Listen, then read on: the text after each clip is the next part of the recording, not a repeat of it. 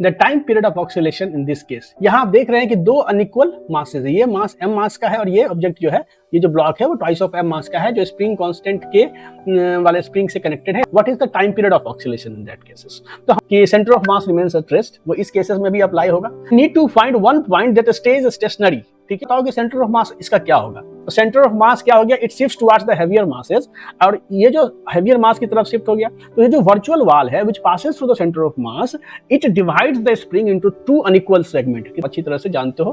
तो इस फार्मूला से जब हम इस पार्ट का टाइम पीरियड निकालेंगे, हाँ, इसको क्या मिला? स्टिफर स्प्रिंग मिला, और लाइटर मास को क्या मिला? तो लेसर स्टिफ मिला, क्योंकि 3/2 केस का स्प्रिंग कांस्टेंट है। तो अकॉर्डिंगली टाइम पीरियड एडजस्ट हो गया। टाइम पीरियड एडजस्ट होने के पीछे जो मेन मुद्दा था कि लेंथ भले चेंज हुआ, लेकिन क्या हुआ? मास के रिस्पांस में ही स्टिफनेस उसी हिसाब से डिस्ट्रीब्यूट हुआ है। ठीक है, and that's why the time periods are equal. Let's calculate the time period of oscillation in this case. ये जो केस है आपका, यहाँ आप देख रहे हैं कि दो अनइक्वल मासेज है, ये मास m मास का है और ये ऑब्जेक्ट जो है, ये जो ब्लॉक है वो ट्वाइस ऑफ m मास का है, जो स्प्रिंग कांस्टेंट के वाले स्प्रिंग से कनेक्टेड है, स्प्रिंग मासलेस है, और स्प्रिंग का जो लेंथ है, मतलब ये जो लेंथ अगर आप देखो तो ये L लेंथ का स्प्रिंग है। ठीक है, मैं अब इसके केस में आपको मैं कह रहा हूँ कि what is the time period of oscillation in that cases. तो हम लोगों ने जो पहला केस देखा था, अपना पुराना केस, जहां क्या था कि दो इक्वल मासेस के ऑब्जेक्ट थे, और ये क्या थे? तो स्प्रिंग के साथ अटैच थे, इसका स्प्रिंग कांस्टेंट के था, और दोनों साइड F फोर्स से डिस्टर्ब किए जा रहे थे, और हम लोगों को टाइम पीरियड ऑफ ऑक्सीलेशन निकालना था, जिसमें हम लोगों ने देखा क्या चीज कि चाहे ये सिस्टम हो या ये सिस्टम हो, दोनों सिस्टम की एक खासियत है कि दोनों सिस्टम पे जो external force, net external force है, वो क्या लग रहे थे? तो जीरो लग रहे थे। क्यों जीरो लग रहे थे? क्योंकि यहाँ जो हमारा सिस्टम था, हमारा जो सिस्टम है यहाँ पे, वो क्या है? तो एक ये ब्लॉक, दो ब्लॉक और ये स्प्रिंग मिलकर हमारे सिस्टम का निर्माण कर रहा है। सेम यहाँ भी वही केस था कि m मास का जो ऑब्जेक्ट था वो हमारा सिस्टम है, दूसरा है ट्वाइस ऑफ मास का जो ब्लॉक है वो हमारा सिस्टम है, और स्प्रिंग हमारा सिस्टम है। ये तीनों मिलके हमारा क्या बन रहा है? तो सिस्टम बन रहा है। अब ये क्या चीज है कि इस पे जो फोर्स लग रहा है, आप देख रहे हैं एक F फोर्स इधर लग रहा है, एक F फोर्स इधर लग रहा है। तो नेट एक्सटर्नल फोर्स जो है F एक्सटर्नल, जो नेट एक्सटर्नल फोर्स है, सम ऑफ टोटल फोर्स जो है नेट एक्सटर्नल, वो क्या लग रहा है? एक दोनों अपोजिट डायरेक्शन में है, तो इसलिए फोर्सेस हो गया जीरो। अब from Newton second law for the system, ठीक है, अप्लाइंग न्यूटन सेकेंड लॉ, क्या अप्लाई करते हैं हम लोग? सेकेंड लॉ अप्लाई करते हैं, न्यूटन के सेकेंड लॉ, किसके लिए? For the system, for system के लिए, पूरे सिस्टम के लिए जब हम न्यूटन का सेकेंड लॉ अप्लाई करते हैं तो क्या लिखते हैं कि net external force acting on a system F external is equal to total mass of the system M, capital M is the total mass of the system into acceleration of centre of mass. जहां से हम लोगों ने ये calculate किया कि चूंकि net force zero है, so that gives us the result of कि acceleration of centre of mass will be zero. और अगर acceleration of centre of mass zero होगा, इसका मतलब velocity of centre of mass जो होगा वो क्या होगा? तो कांस्टेंट होगा। और चूंकि क्या है कि ये सिस्टम स्टार्ट करता है रेस्ट से, जब आप फोर्स लगा रहे हो उससे पहले ये सिस्टम क्या था? रेस्ट में था। जब आपने फोर्स लगाया और जब रिलीज कर रहे हो उस मोमेंट पे भी सिस्टम रेस्ट में है। तो जब दोनों ब्लॉक्स ही रेस्ट में थे तो उसका सेंटर ऑफ मास भी रेस्ट में ही होगा, क्योंकि इसलिए initial velocity of centre of mass जो था, तो velocity of centre of mass जो था इनिशियली क्या था? तो जीरो था। And so even during the oscillation centre of mass will remains at rest, ठीक है, रिमेन्स एट रेस्ट। ठीक है, तो इसका मतलब क्या हमने कहा कि सेंटर ऑफ मास अगर रेस्ट में, मतलब अगर ये दोनों ब्लॉक ऑक्सीलेट कर भी रहे हैं, इधर ऐसे ऑक्सीलेट कर भी रहे हैं मान लो अगर, तो इनका जो सेंटर ऑफ मास है, मतलब जो अगर दो इक्वल मासेस के ब्लॉक है और मासलेस स्प्रिंग से कनेक्टेड, तो centre of mass was somewhere in between the mid point of the spring, mid point of the spring होगा। तो उसका जो इस सेंटर ऑफ मास के रिस्पेक्ट में हम लोगों ने इस स्प्रिंग को अब दो अलग अलग सिस्टम्स में कन्वर्ट कर लिया। मतलब ये जो स्प्रिंग है, ये स्प्रिंग अब L/2 लेंथ का हो गया और ये L/2 लेंथ का हो गया, और ये दोनों अलग अलग ऑक्सीलेशन हो रहे हैं इस सेंटर ऑफ मास के रिस्पेक्ट में। तो इस पॉइंट से जब हम लोगों ने ऑब्जर्व किया तो हमारा क्या हुआ कि स्प्रिंग कांस्टेंट जब लेंथ चेंज हो गया स्प्रिंग का, तो आप जानते हैं कि जो स्प्रिंग कांस्टेंट था वो inversely proportional to the length of the spring होता है। दैट्स व्हाई इसका जो स्प्रिंग कांस्टेंट हो गया, अब ये क्या हो गया? ट्वाइस ऑफ के हो गया, और इसका भी ट्वाइस ऑफ के हो गया, क्योंकि हम जब सेंटर ऑफ मास से ऑब्जर्व कर रहे हैं तो इसकी वजह से स्प्रिंग दो इक्वल सेगमेंट में बट गया, क्योंकि centre of mass of two equal masses will be lie at the mid point. तो ये दो equal length of the spring segment में बट गया, और जिसकी वजह से अब स्प्रिंग कांस्टेंट इसका ट्वाइस ऑफ के हो गया। और तब अगर ये दो इंडिपेंडेंट ऑक्सीलेशन की तरह हम लोगों ने इसको ऑब्जर्व किया, और जब मैंने निकाला तो इस केसेस में भी टाइम पीरियड वही निकला, T/2 pi root under mass of this block but spring constant twice of K. और इस केसेस में भी टाइम पीरियड T क्या निकला? 2 pi root under m by twice of K. ठीक है, और सिस्टम का, क्योंकि दोनों सिस्टम इंडिपेंडेंटली जब ऑक्सीलेट कर रहे हैं तो ये निकल रहा है पूरे सिस्टम का क्या है, ये कपल्ड ऑक्सीलेटर है, तो पूरे सिस्टम का जो ऑक्सीलेशन अगर पूछा जाए तो हम लिख सकते हैं कि यही सेम टाइम पीरियड होगा। इस केसेस में हमें क्या अंतर कर दिया गया है? ये मास को चेंज कर दिया गया। यहाँ m मास था, अब यहाँ ट्वाइस ऑफ मास m है, मतलब कि मासेस अब सिमेट्रिकल नहीं है। ठीक है, जब मासेस सिमेट्रिकल नहीं है, लेकिन कंडीशंस जो ये वाला जो केस था कि centre of mass remains at rest, वो इस केसेस में भी अप्लाई होगा। तो अब आपका सबसे इंपॉर्टेंट चीज है कि we need to find one point that stage stationary, ठीक है। और जैसा कि हमने इसमें एस्टेब्लिश किया है, it is always the centre of mass which remains stationary during the oscillation।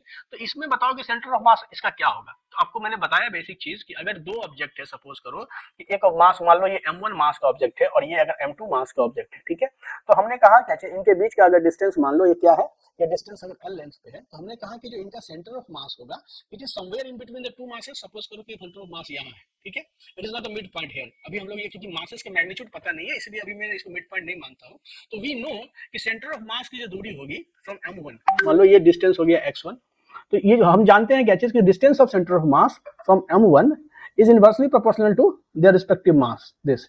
उसी तरह से जो ये डिस्टेंस है सेंटर ऑफ मास का, मान लो x2 ये m2 से दूरी अगर h2 है, तो we can write x2 is inversely proportional to 1/m2। तो this is the basic definition of the centre of mass कि सेंटर ऑफ मास जो होता है वो क्या होता है, सेंटर ऑफ मास जो होता है ये inverse ratio of their masses होता है। Distance of centre of mass from m1 is given by the inverse ratio of their mass. तो इस रिलेशन से हम लोगों ने क्या निकाला कि जो x1 बाय x2 है this is equal to what, m2 by m1। और यहाँ पे देखो अगर हमने ये कहा कि ये अगर मास मेरा m1 है और ये मास अगर मेरा m2 है, तो finally we can write it as 2, क्योंकि यहाँ पे twice of m by m हो जाएगा तो ये 2 आ जाएगा। And which gives to the result that कि x1 is equal to twice of x2।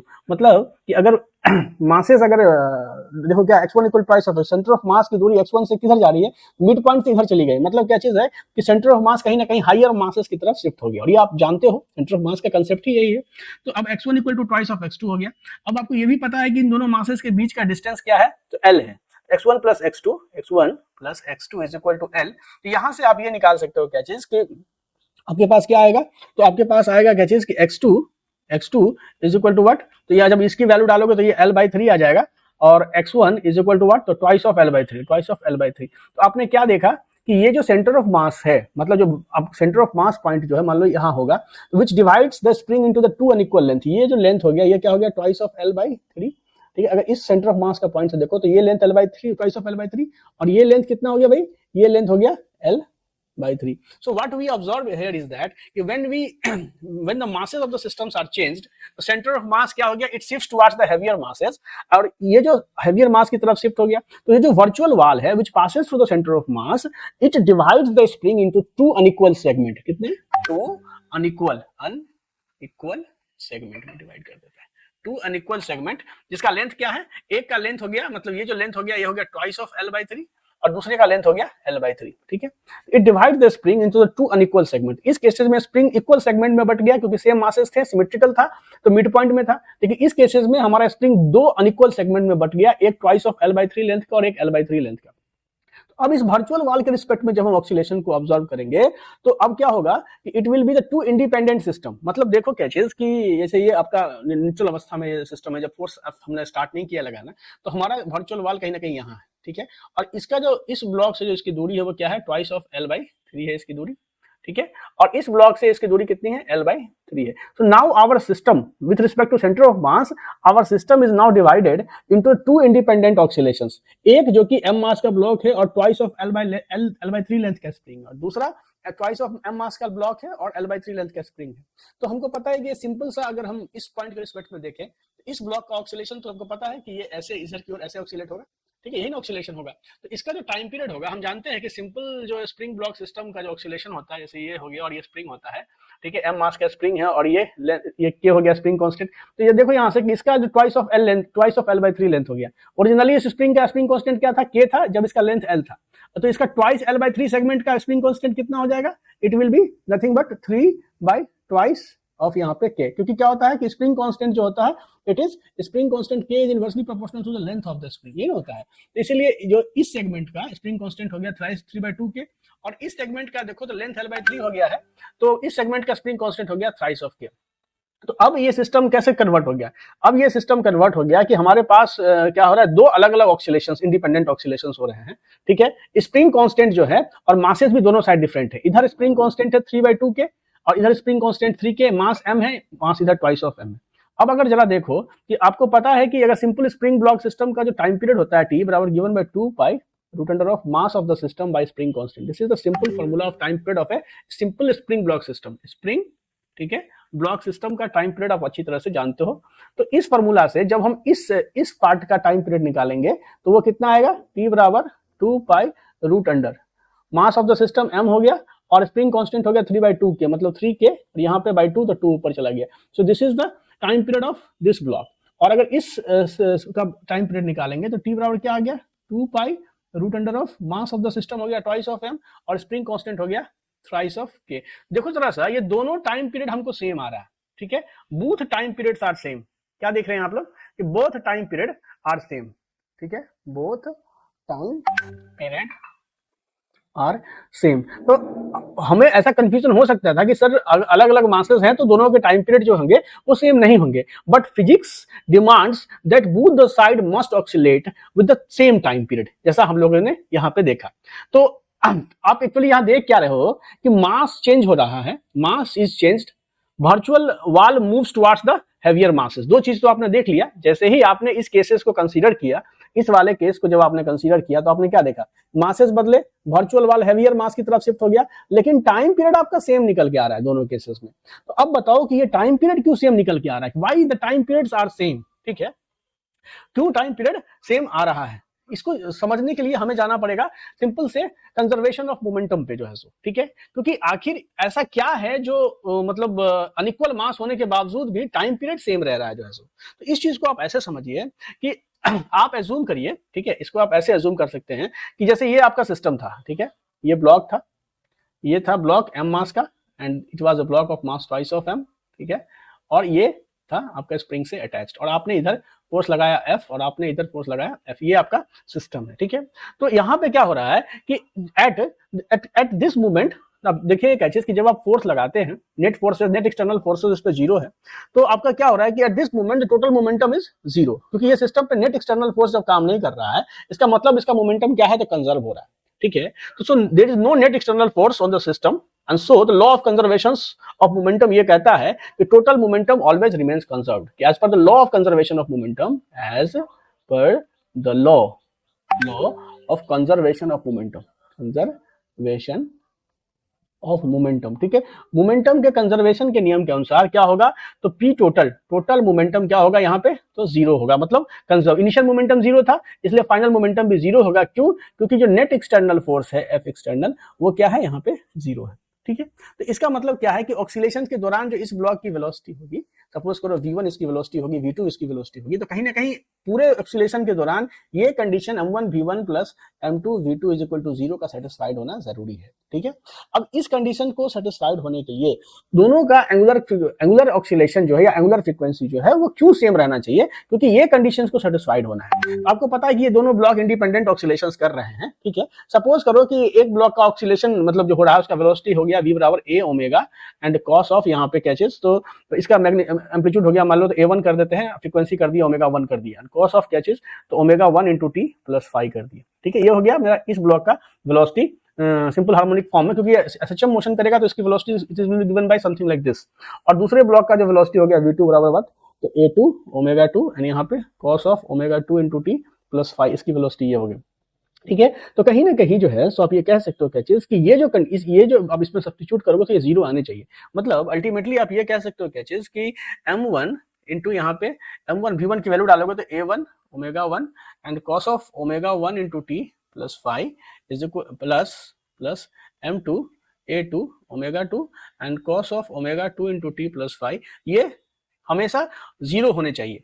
ऑक्सीलेशंस के दौरान इसका हमेशा जीरो होना ये तभी संभव है जब हमारा omega 1 is equal to omega 2, मतलब क्या चीज कि जब हमारा जो angular frequency of oscillation of both the blocks are same, तभी ये कंडीशंस फुलफिल होगा, ठीक है। अब आप बोलोगे कि सर मैथमेटिकली ये कैसे पॉसिबल होगा, तो आप इसको समझ जाओ कि मैथमेटिकली दो फंक्शन, जैसे आप इसको ऐसे कह सकते हो कि जब अब इसको इक्वेट करो तो आप कैसे लिख सकते हो, सारे को कांस्टेंट मान लेते हैं अगर हम लोग, ये जो पूरा का पूरा जो वैल्यू है a1 इसको c1 मान लें और इसको अगर हम c2 मान लें, तो हम कहीं ना कहीं इसको लिख सकते हैं कि c1 cos of omega 1 into T plus 1 is equal to minus of c2 उधर लेके चले गए थे और cos of omega 2 into T और प्लस यहाँ से 2, ये लिख सकते हैं इस इक्वेशंस को। अगर इसको जीरो होना है तो ये होना चाहिए। अब ये कब बराबर होगा, तो मैथमेटिकली ये दोनों मैग्नीट्यूड में बराबर होने चाहिए, ठीक है। तो मैथमेटिकली टू फंक्शन, जैसे मान लो ये एफ टी हो गया, ये फंक्शन एफ टी है और ये फंक्शन जी टी है, ठीक है। तो mathematically two function F T and G T are only identical for all the time. इसको हर एक टाइम पे सेटिस्फाइड होना है, ऐसा नहीं किसी एक टाइम पे ये वेरीफाई हो गया तो इसका मतलब है कि कंजर्वेशन ऑफ मोमेंटम फॉलो हो गया। Conservation of momentum needs to be followed at every single micro second of the oscillation, ये बात याद रखिएगा। कंजर्वेशन ऑफ मोमेंटम जो है ना, it needs to be followed, it needs to be followed at every single microsecond, ठीक है, microsecond of oscillation.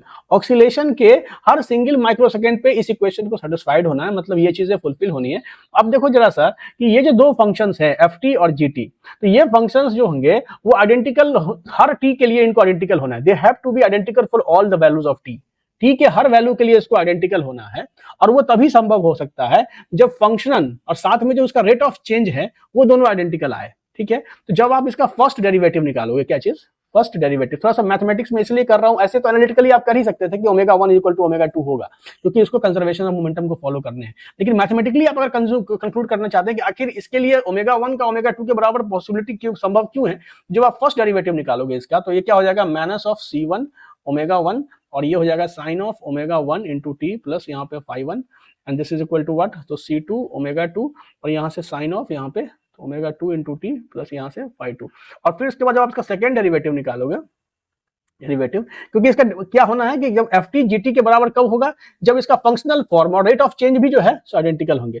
जब सेकंड डेरिवेटिव जब निकालोगे तो इट विल सिंपली बी क्या चीज, तो माइनस ऑफ C1 ओमेगा 1 पे स्क्वायर, और ये हो जाएगा cos of omega 1 into T plus यहाँ से तो phi 1, and this is equal to minus of यहाँ से तो C2 omega T2, C2 omega 2t पे स्क्वायर, और ये cos of omega 2 into T plus five.